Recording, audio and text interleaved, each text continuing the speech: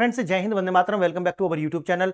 Friends आपने देखा कि मिडिल ईस्ट के अंदर अभी किस तरह का जो माहौल बना हुआ है और ईरान में पूरी तरीका से जो सत्ता परिवर्तन है, जो कि मैं पहले भी इतनी सारी वीडियोस में बना चुका हूं कि ईरान के अंदर जो है दिसंबर में मैंने वीडियो बनाई थी और 4 वीडियो मैंने बनाई है कि ईरान के अंदर जो अल्टीमेट गोल था वो है सत्ता परिवर्तन का, जो कि अमेरिका और इसराइल जो है वो करके ही मानेंगे और वहां के लोग अगर इसमें शामिल होते हैं तो बेहतर है, अन्यथा तो फिर वो करना तो उन्हें जो है वो है ही। और आने वाले समय में अभी जो लोगों के अंदर एक ये भी है कि भाई अभी क्या होने वाला है, देखिए कुछ नहीं होगा, आप शांति बना करके रखिए। ये अभी जो है 2 से 3 दिन जो है वो आपको रिपीट करने वाला है और ये जो है जब तक ईरान जो है लगातार मिसाइल दागेगा तब तक इसके ऊपर मिसाइल दागी जाएंगी और उसके बाद में सब जो है शांत हो जाएगा। 2 से 3 दिन का मसला है और युद्ध जो है वो लगभग 1 सप्ताह और आगे चलेगा और ये सेटल हो जाएगा, उसकी चिंता नहीं है। लेकिन चिंता किस बात की है, अभी इसके बाद में यानी कि ईरान के बाद में अगला जो टारगेट है वो तुर्की और उसके बाद में जो है वो है क्यूबा।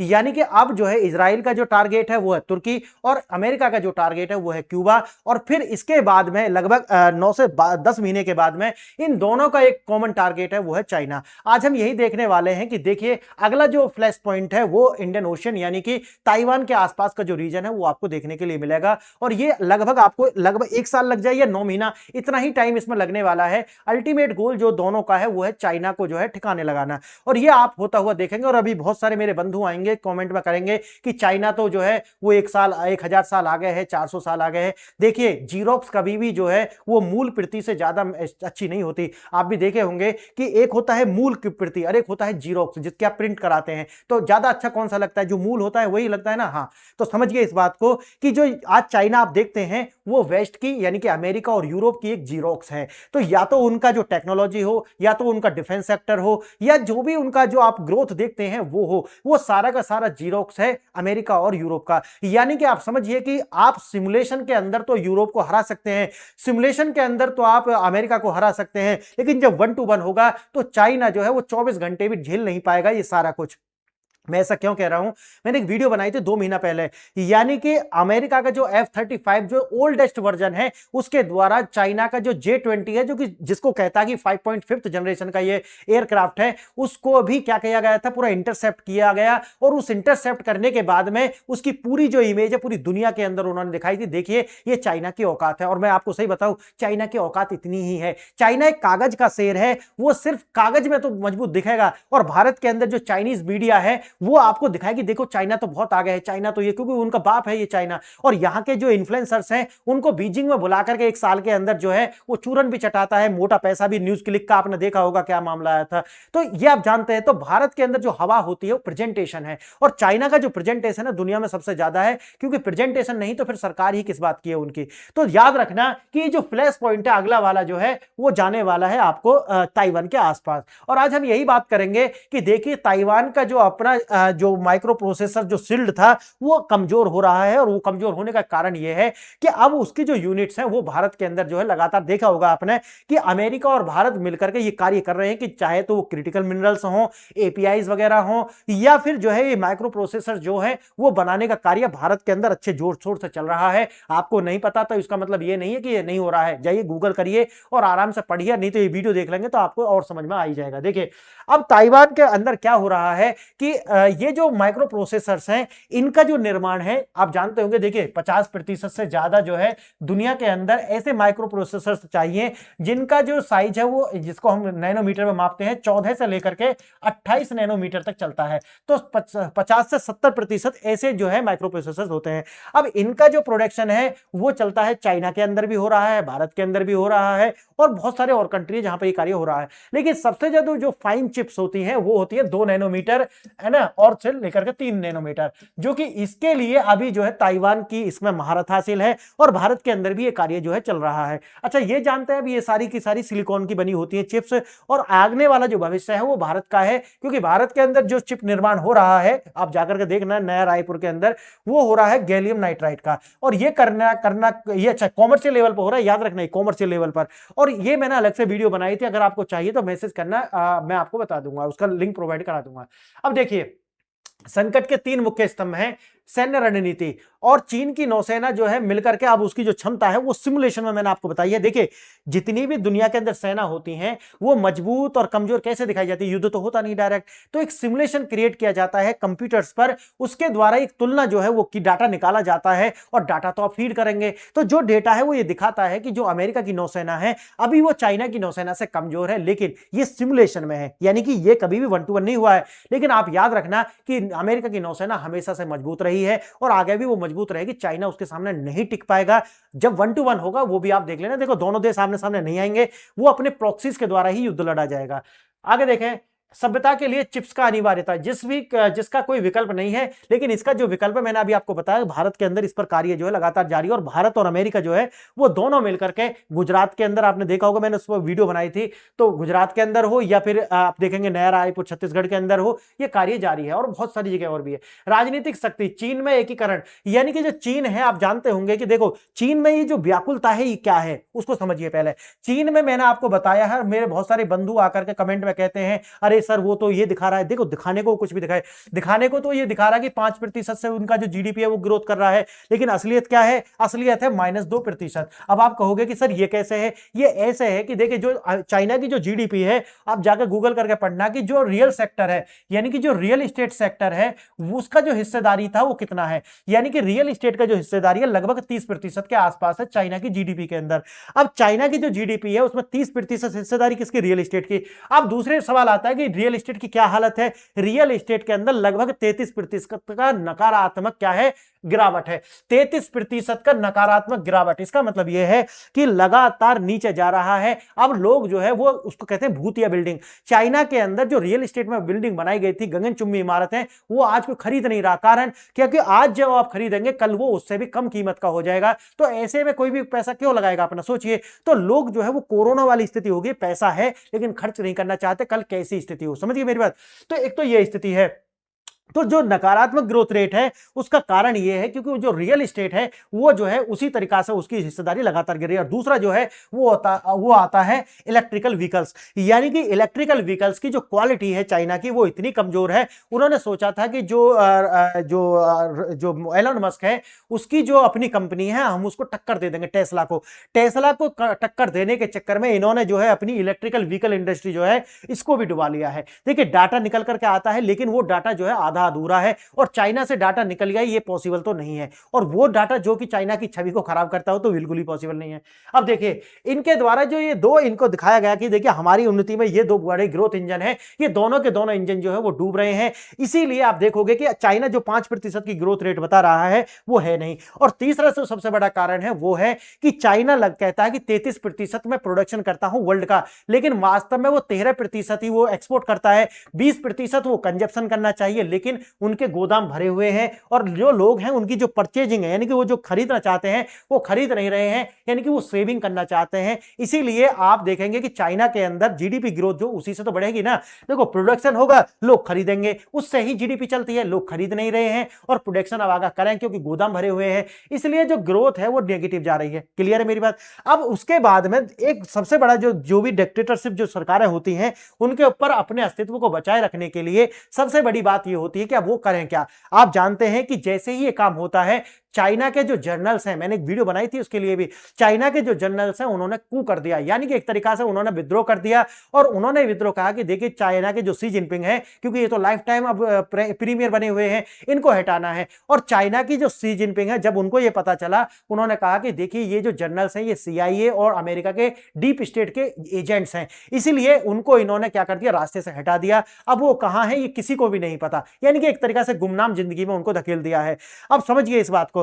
अमेरिका के चाइना के अंदर क्या है, एक पॉलिटिकल इनस्टेबिलिटी आने वाली है। इसको देखते हुए महामंदी आई है, महामंदी से पॉलिटिकल इनस्टेबिलिटी आएगी, पॉलिटिकल इनस्टेबिलिटी से ध्यान हटाने के लिए अब ये जो डिक्टेटर सरकार है इसको या तो इंडिया के बॉर्डर पर या फिर जो है अपने ताइवान के बॉर्डर पर जो है अपने आप को कोई ना कोई जो है समस्या क्रिएट करनी पड़ेगी। अब देखिए भारत के इधर आ नहीं सकते क्योंकि इधर आएंगे तो पिटाई लगेगी। अब दूसरी बात आती है कि इनको जाना पड़ेगा ताइवान की साइड। कारण कारण यह है कि जो चाइना के सी जिनपिंग हैं वो अपने आप को माओ से तुंग से भी ज्यादा बड़ा लीडर दिखाना चाहते हैं। आप जानते हैं कि जो सी जिनपिंग है उनके ऊपर एक भूत सवार है। वो ये कहते हैं कि देखिए हमको बनना है जो चाइना के जो फादर हैं एक तरीका से माओ से तुंग, उनसे भी बड़ा लीडर। तो उनसे बड़ा लीडर कैसे बनेंगे? उससे बड़ा लीडर बनने के लिए जो वो नहीं कर पाए थे वो करना पड़ेगा। अब वो क्या नहीं कर पाए थे? जानते होंगे कि sun यat-सेन और जो माओ से तुंग है उन दोनों के बीच में लड़ाई हुई थी। sun यat-सेन जो है उनको जो है दोनों राष्ट्रों का यानी कि ताइवान का भी और चाइना का भी फादर कहा जाता है। गूगल करके पढ़ना कि टू नेशन का फादर कौन है, तो वो है sun यat-सेन। sun यat-सेन और जो माओ से तुंग है वो दोनों के बीच में जिस तरीका से लड़ाई हुई थी, और वो लड़ाई में दोनों जो यानी कि जो मेनलैंड चाइना है और जो ताइवान है उसका एकीकरण नहीं कर पाए थे। और ये जो एकीकरण नहीं हुआ था, अगर चाइना के जो राष्ट्रपति यानी कि प्रीमियर जो है अगर ये कार्य कर देते हैं तो समझना कि वो जो है माओ से तुंग से भी बड़े शासक बन जाएंगे। अब सबसे बड़ी बात यह आती है, क्या चाइना के जो प्रीमियर है को ये कार्य कर पाएंगे? ये बड़ी सवाल है। अगर वो ये कार्य कर पाते हैं तो वो सबसे बड़े लीडर बन जाएंगे चाइना के, और फिर उनके सामने कोई भी लीडरशिप जो है वो आगे आएगी ही नहीं। लेकिन ये इसके अंदर जो खतरा है वो मैं आपको बताऊंगा खतरा क्या है। अगर चाइना जाता है 1-to-1 ताइवान के साथ, जैसा कि अभी 1-1.5 महीना पहले गया था, तो J-20 को भी इंटरसेप्ट किया गया था और औकातीकरण कर दिया गया था चाइना का। अब चाइना जो है वो हड़बड़ाहट है कि करें तो करें क्या। और अमेरिका भी बिल्कुल यही चाहता है कि एक बार चाइना जो है वो जाए ताइवान के साथ, फिर इसका यूक्रेन बनाना हमारी जिम्मेवारी है। याद रखना चाइना अंदर से बहुत ज्यादा ब्रिटल है, यानी कि शीशा की तरह है, दिखने में मजबूत है लेकिन जैसे ही गिरेगा खिन खिन हो जाएंगे इसके। और मैं बताता हूं आपको कि अगर चाइना इसमें जाता है, जो कि एक वीडियो मैंने बनाई थी कि 72 घंटा के लिए हम जाएंगे, अगर तुम जाओगे तो लौट करके आना तुम्हारे हाथ में नहीं है। उसके बाद एक कुत्ते की तरह आपको ये जो 3 प्रॉक्सी हैं अमेरिका की, ये इनके पीछे पड़ जाएंगी। जापान और ताइवान और साउथ कोरिया, ये तीनों इनके पीछे पड़ जाएंगे और सारा का सारा युद्ध। देखिए आज भी यूक्रेन के अंदर युद्ध कौन लड़ रहा है? पूरा वेस्ट और अमेरिका ही तो लड़ रहा है ना रूस के साथ। लेकिन यही जो युद्ध है वो चाइना वर्सेज जो है प्रॉक्सीज हो जाएंगे, और ये जो है मौका कभी नहीं छोड़ेगा अमेरिका। आगे देखना। देखिए हम आगे बढ़े उससे पहले थोड़ा सा आपको 2 प्रश्न है, इन पर विचार कर लीजिए। अगर आप इनके आंसर जानते हैं तो बेहतर है, अन्यथा आपको लास्ट वाली स्लाइड पर इनका आंसर मिल जाएंगे। चीन का वह कौन सा मिसाइल है जिसे कैरियर किलर यानी कि विमान वाहक पोत नाशक कहा जाता है, जो अमेरिकी नौसेना को पूरा दूर रखने के लिए डिजाइन की गई है? पहला है DF-41, DF-21D, YJ-12, JL-2। तो बताना होगा कि ये क्या है, और याद रखना कि अगर अमेरिका को दूर रखने के लिए तो अमेरिका की कॉपी है ये। आगे देखना।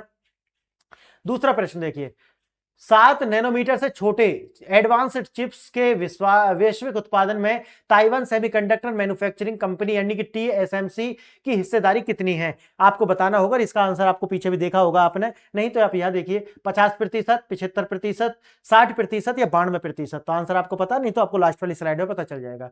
देखिए 100 मील की दूरी को जो है पूरा करने में 75 साल जो है ज्यादा लग चुके हैं और अभी भी वो पूरी नहीं हुई है। यानी कि मेनलैंड चाइना और ताइवान के बीच की जो दूरी है वो मात्र 100 मील है, लेकिन 100 मील की दूरी चलने में 75 साल से ज्यादा का समय लग चुका है। और ये वो ख्वाब है, ये उस हसीना का ख्वाब है जो इसको लेकर डूबेगा चाइना को। देखिए ताइवान चीन के तट से सिर्फ 100 मीटर दूर है। जिस तरीका से आप देखोगे कि वर्जीनिया एक स्टेट है अमेरिका का, जितना कि उसकी दूरी है। 1949 में अमेरिका और चीन के बीच जो रणनीतिक अस्पष्टता, यानी कि दोनों के बीच में एक स्ट्रेटेजिक एम्बिग्यूटी क्यों आई थी? 1 चाइल्ड पॉलिसी। यानी कि अमेरिका ने इतनी सारी जो शर्त थी वो चाइना के ऊपर ला दी थी कि जिनको आज तक जो है पब्लिक तो करे ही नहीं गया, लेकिन उसके ऊपर किताब तो लिखी गई है बहुत सारी।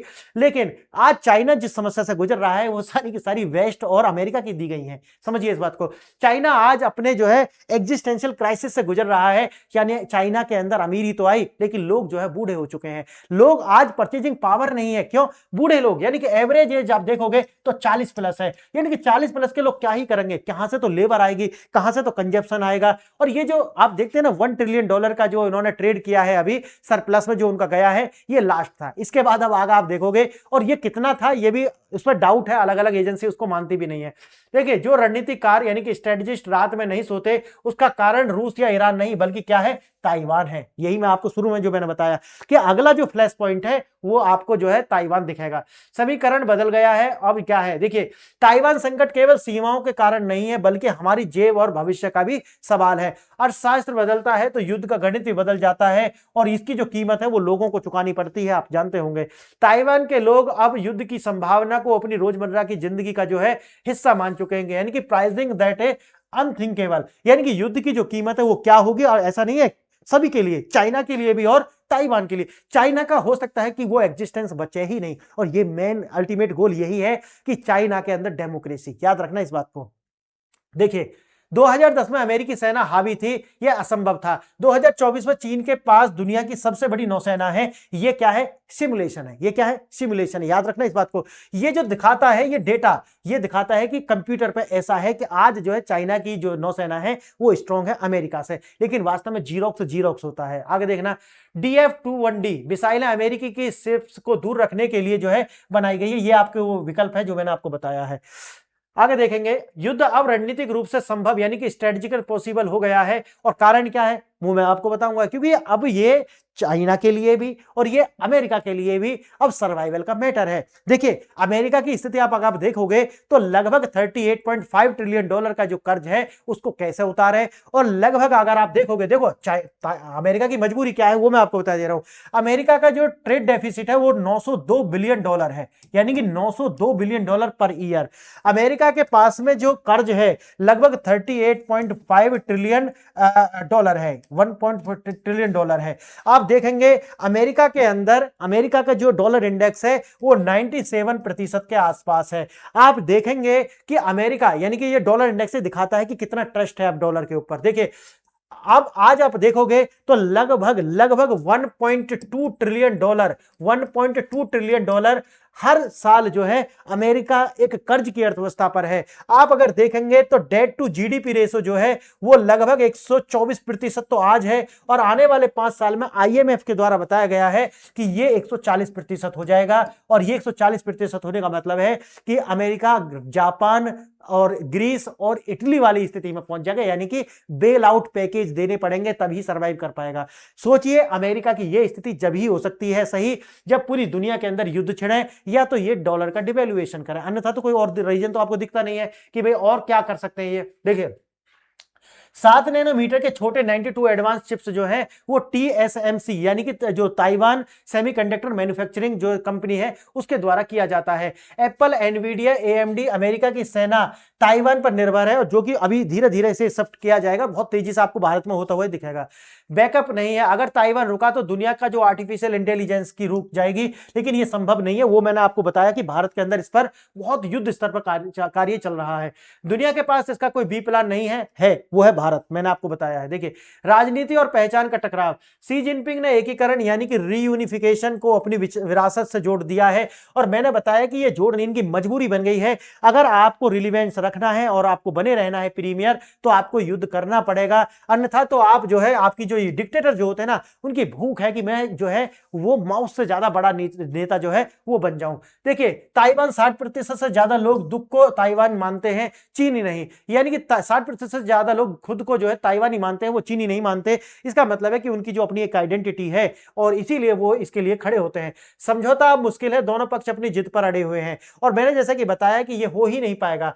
फर्स्ट आइलैंड इन चाइन यानी कि ताइवान फर्स्ट आइलैंड चेन के ठीक बीच में है। जब तक ताइवान अलग है, चीन की नौसेना अपने तटों को सीमित यानी कि बॉटल अप करती है। चीन इसे जीतना चाहता है ताकि वह प्रशांत महासागर में अमेरिका को चुनौती दे सके, लेकिन वो पॉसिबल नहीं है। यानी कि आप सोचिए कि अमेरिका जो है वो ये जानता है कि अगर आज हम जो है बैकअप नहीं देते ताइवान को, तो इसकी जो आने वाले समय में चाइना की जो सबमरीन है वो आकर के अमेरिका के कोस्ट पर इनकी सर्वेलेंस करना शुरू करेंगे। युद्ध जो है वो अनिवार्य है, यानी कि आपको पीस लानी है, अपनों को सुरक्षित रखना है, तो उसके लिए युद्ध में जाना ही पड़ेगा, और कुछ नहीं होता। देखो बात बहुत अच्छी लगती है कि टॉक करिए, बातचीत ही रास्ता है, नहीं, बातचीत बाद का रास्ता है, पहले तो युद्ध ही करना होता है, और वही ये होने वाला है। देखिए मंदी नहीं महामंदी, ये तो वैसे भी आएगा। देखो अगर अमेरिका जिस रास्ते पर निकल चुका, जो डेटा मैंने आपको बताया, महामंदी तो तब भी आएगी, तो इसके लिए युद्ध करके ही अमेरिका बचा पाएगा अपने आप को। देखिए TSMC का विनाश, फैक्ट्री फिर से बनाने में कम से कम 3 से 5 साल लगेंगे। इसको देखिए पूरी तरीके से भारत के अंदर शिफ्ट किया जा रहा है, मैंने बहुत सारी वीडियो इस पर बनाई हुई है। 500 बिलियन का जो नुकसान कोई गुना जो है वो बढ़ जाएगा। ठीक है, दुनिया की जो फैक्ट्री, चीन पर प्रतिबंध मतलब सब कुछ ठप है, ऐसा कुछ नहीं है। इसके लिए बहुत सारी सप्लाई चेन जो है क्रिएट हो चुकी है, ये हाइपोथेटिकल है। देखिए स्मार्टफोन से लेकर के कारों तक जो है उत्पादन असंभव हो जाएगा, लेकिन उसके लिए भी मैंने बताया है कि भारत के अंदर इस पर कार्य जो है वो जारी है। उसके बाद देखना 800 बिलियन चीन के पास अमेरिका के ट्रेजरी बॉन्ड्स हैं। युद्ध की स्थिति में चीन इन्हें बेच सकता है, लेकिन उससे पहले ही वो सीज कर चुका होगा, तो ये तो वैसे भी पॉसिबल नहीं है। आप जानते होंगे कि 300 प्लस बिलियन डॉलर जो है वो रूस के जो है वो अमेरिका ने क्या कर लिए थे, सीज कर लिए थे। तो जब ये कर लिए हैं तो अमेरिका भी उन पर यही करेगा कि 800 बिलियन डॉलर जो है पहले वो सीज होंगे। ऐसी स्थिति बनने पर अमेरिका में ब्याज दरें आसमान छू जाएंगी, और वो तो वैसे भी आप देखिए अमेरिका के अंदर तो वैसे भी टाइट मॉनेटरी पॉलिसी पर लागू है, और महंगाई की जो दर है वो मैंने अभी आपको जो बताया है, आप जानते होंगे कि अमेरिका के अंदर जो इन्फ्लेशन है वो अब इन्फ्लेशन नहीं, वो स्टैगफ्लेशन के अंदर बदल चुका है। और जो स्टैगफ्लेशन है आप जानते होंगे, महंगाई हाई होती है और जो लोगों की अपनी इनकम है वो क्या होती है, लो होती है, यानी कि जीडीपी ग्रोथ जो है लो जा रही है, और जो है जो महंगाई है वो हाई जा रही है। इसको बोलते हैं स्टैगफ्लेशन की स्थिति। क्या कोई समाधान है? बात है स्टेटस को, एक तो यही स्थिति बनी रहे, दूसरा है बातचीत यानी कि नेगोशिएशन, और तीसरा है युद्ध। तो मैंने जैसा कि बताया कि देखिए यथास्थिति तो नहीं हो सकती, उसके बाद आती है नेगोशिएशन। नेगोशिएशन के अंदर जो अभी आपने देखा ईरान के बीच में और अमेरिका और इजराइल के बीच में नेगोशिएशन तो हुई थी, क्या वो कामयाब हुई? नहीं हुई, क्योंकि जो नेगोशिएशन होती है उनकी शर्तें होती हैं, और जो शर्तें हैं वो इतनी भारी होती हैं कि उनको जो है मानना नामुमकिन ही होता है। तो इसके लिए तीसरा रास्ता बचता है युद्ध का, जो कि अभी आप मिडिल ईस्ट के अंदर देख रहे हैं, वो आप 8 से 10 महीने के बाद में आपको जो है चाइना के आसपास दिखेगा। देखिए सबसे कम बुरा डिटरेंस है, सबसे कम जो है वो है डिटरेंस। डिटरेंस बना करके रखो, यानी कि जो आपकी शक्ति है उसके प्रति उतनी ही शक्ति बना लीजिए। दूसरा है समझौता लगभग असंभव हो, और तीसरा है विनाशकारी, जो कि युद्ध वाला है, जो मैंने अभी आपको बताया है। अब देखिए खतरे की घंटी क्या देखना चाहिए। क्या चीन नाकाबंदी की रिहर्सल कर रहा है? हाँ, चाइना करेगा इसको, लेकिन सक्सेसफुल होगा? बिल्कुल भी नहीं। देखिए सैन्य अभ्यास, क्या चीन नाकाबंदी करके अभ्यास कर रहा है? हाँ करेगा। चिप सप्लाई, क्या चीन अपने खुद को चिप्स बनाने में सफल हो रहा है? नहीं, वो 14 यानी कि 7 नैनोमीटर से लेकर के 14 और 28 नैनोमीटर की जो चिप्स हैं उनको बनाने में जरूर थोड़ा सा कार्य कर रहा है चीन, और उसके लिए मैंने एक वीडियो बनाई थी। लगभग 350 मिलियन डॉलर जो है उसका जो निवेश है वो चाइना के द्वारा किया गया है। तो ये जो है आपको दिखाएगा। तीसरा राजनीति, 2028 के चुनाव और अमेरिका की समर्थन, तो वही है कि भाई ये तो होना ही है। जब चीन को ताइवान के चिप्स की जरूरत नहीं रहेगी तब युद्ध का खतरा जो है सबसे ज्यादा होगा। तो लेकिन वो तो वैसे भी है, आगे देखना। सबसे बड़ा डर निर्णय नहीं बल्कि जो एक्सीडेंटल एस्केलेशन, जैसे कि प्रथम विश्व युद्ध और हुआ था उस तरीका से। भविष्य अभी लिखा नहीं गया है, लेकिन डिप्लोमेसी ही एकमात्र रास्ता है। लेकिन जैसे कि मैंने बताया डिप्लोमेसी भी बाद में निकलती है, युद्ध ही जो है वो रास्ता होगा, जिस तरीका से जैसे ईरान के अंदर हुआ है। देखिए दो जो प्रश्न थे मैंने आपको बताए थे, उनका पहले का आंसर क्या है? पहले का आंसर बी है, यानी कि जो रोकने के लिए बनाई गई है वो है DF-21D, और दूसरे का आंसर है 92% हिस्सेदारी है TSMC की। और यही दोनों उत्तर थे। आपने ये वीडियो देखा, इसके लिए बहुत बहुत धन्यवाद। आपको अगर अच्छा लगा है ये तो आप मेरा चैनल को सब्सक्राइब करें, टेलीग्राम से जुड़ जाएं। मोर देन 1000 PDF और वीडियोज के लिंक आपको मिल जाएंगे। व्हाट्सएप कम्युनिटी से जुड़ें, और लास्ट नॉट द लिस्ट, आप मेरी जो PRS ऑफिशियल ऐप है इसको डाउनलोड करें, और यहां पर आपको UPSC से लेकर के दरोगा और कांस्टेबल तक के आपके लिए मटेरियल रखे हुए हैं। जाइए, और एकदम कॉस्ट इफेक्टिव है, 500-600 रुपए के ही आपको 2 साल के एक्सेस मिल जाएगा, मेरा गाइडेंस मिल जाएगा। जब वहां कम्युनिटी बन जाएगी तो हम ये कार्य वहां पर करने वाले हैं। फ्रेंड्स, आपने लेक्चर